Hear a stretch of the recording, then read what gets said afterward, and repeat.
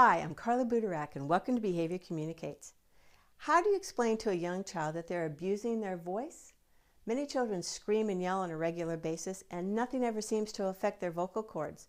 But there are some children who are either abusing their voice at a very high level or they're just physiologically more susceptible to stress and strain on their vocal cords.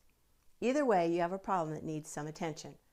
I'm sure you're thinking, how do you tell a young child to stop doing what comes naturally? Well, let's get real here.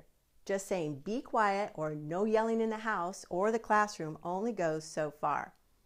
I have found that sometimes you have to help a child to understand what vocal abuse does to the vocal cords and then give them some simple solutions that and then you have a much better shot at getting cooperation.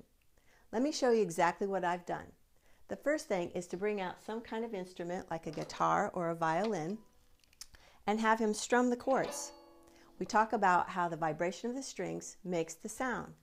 Then let him know that he has chords too that will make sounds when the air goes through them.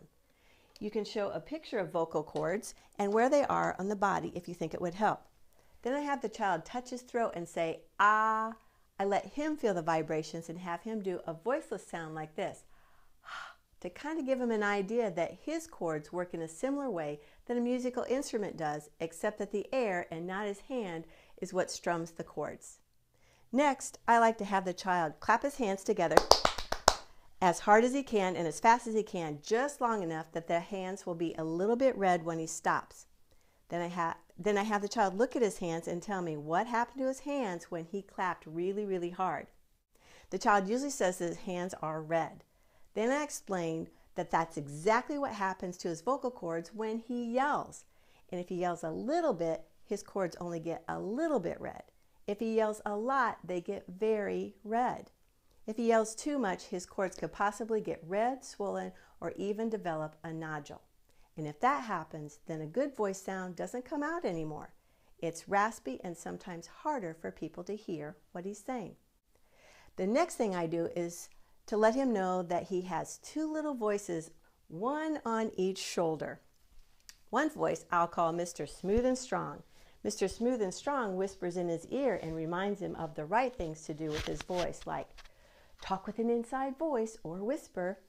You can even do a 5-point scale where a yelling voice is a 5 and a quiet voice is a 1, and there's lots of variations in between.